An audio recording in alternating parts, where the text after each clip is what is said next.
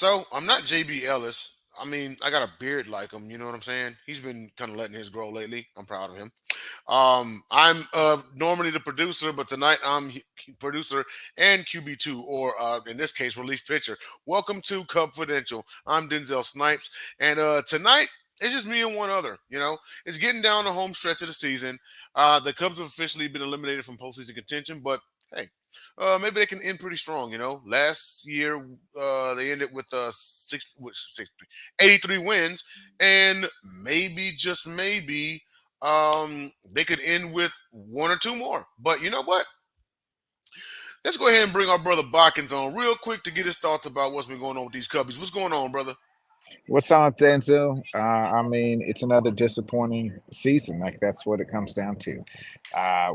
We ain't made the playoffs in 2017. You can call it that COVID year, what you want, but it's been what 2017, I guess, since we've made the playoffs. Like it just it is what it is. It's disappointing.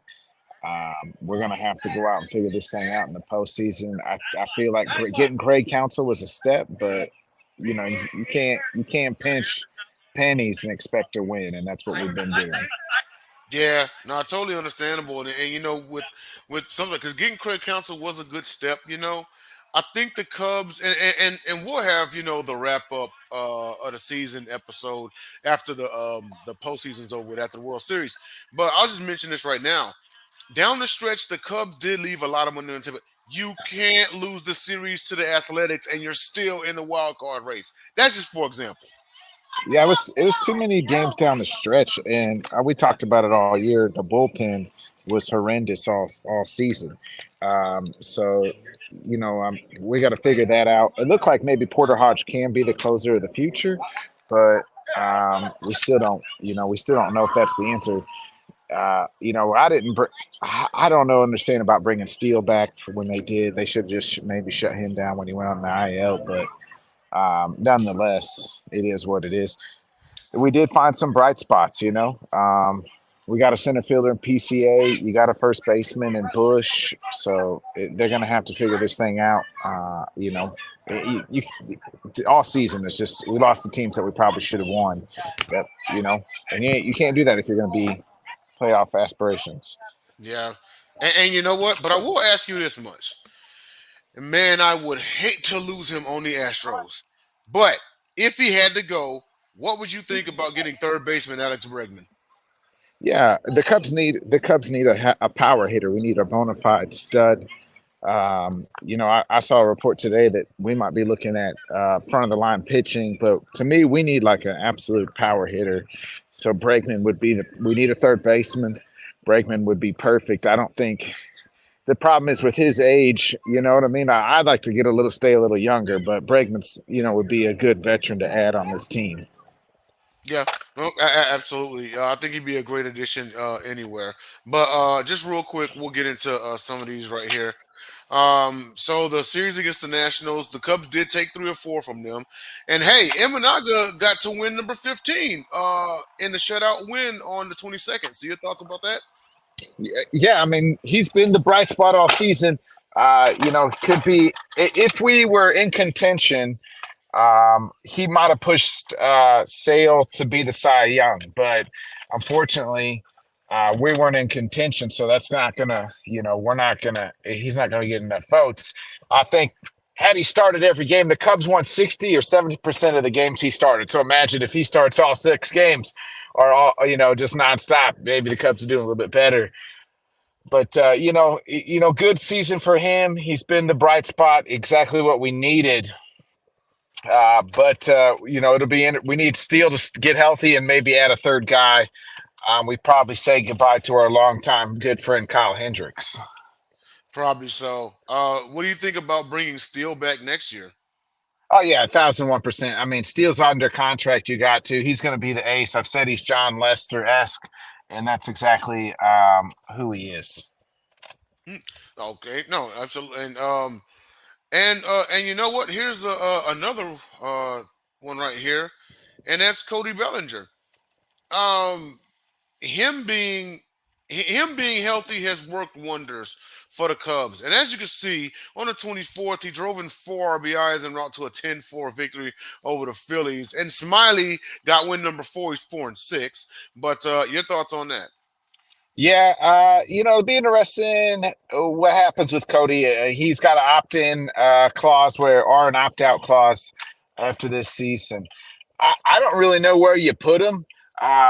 We have our first baseman, we have our center fielder. I'd rather have, say, a DH than Cody Bellinger. I would like the Cubs to actually save Cody Bellinger's money and go, pitch all the money, throw the Brinks truck at Juan Soto. Not that I think we're going to do that, but it would be cool if we did. No, totally understandable. So with Drew Smiley, are you a fan of bringing him back? Nah, see you later. I mean, we don't need him. See you later. I mean, those are the guys that you're trying to get. They were pitching pennies for, and hoping they could strike a bottle, lightning in a bottle. And none of those things, that didn't happen. So we can see you later, Drew. No, totally understandable. And then last but not least, currently the Cubs are down. Was it 8-5 in the top of the seventh? And as I look at the National League standings overall, because the Phils did win a division. However, the Phillies are actually they The, are tied. Well, no, no, they're no. They're one game behind the Dodgers for the NL number number one. one seed. Yeah. Yeah. So the Cubs actually could help play spoiler should a comeback victory happen tonight. But your thoughts on that? I mean, it doesn't really matter. I think the Phillies right now are the best team in the National League. Whether they're the 1 seed or the 3 seed, I don't think that the Dodgers want to play. They're kind of beat up right now, so I don't really think it matters if the Cubs play spoiler or not. I think the Phillies, to me, are the best team in the National League. Yeah, yeah.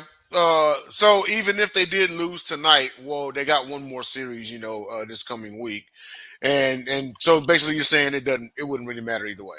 No, I mean the Phillies. I think to me are the best team.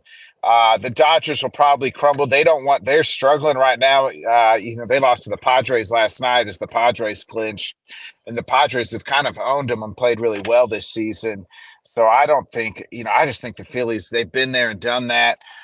Our good friend Kyle Schwarber is absolutely crushing it. Nick Castellanos, they have their lineup is so good and their pitching staff's really good. They've been the best team all season in the National League. Uh, I don't see it doesn't matter what the Cubs do. So I still think the Phillies would probably still be to me the best team. Yeah, no, no, I get that. I actually have them winning the pennant this season.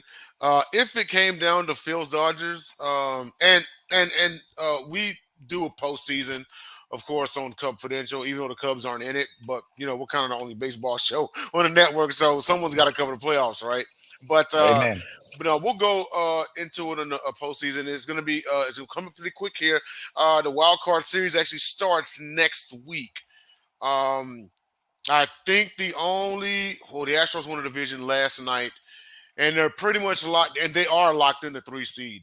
Um, but as far as the Cubs go, uh, the Cubs could very well end with 85 wins, two more, than last year.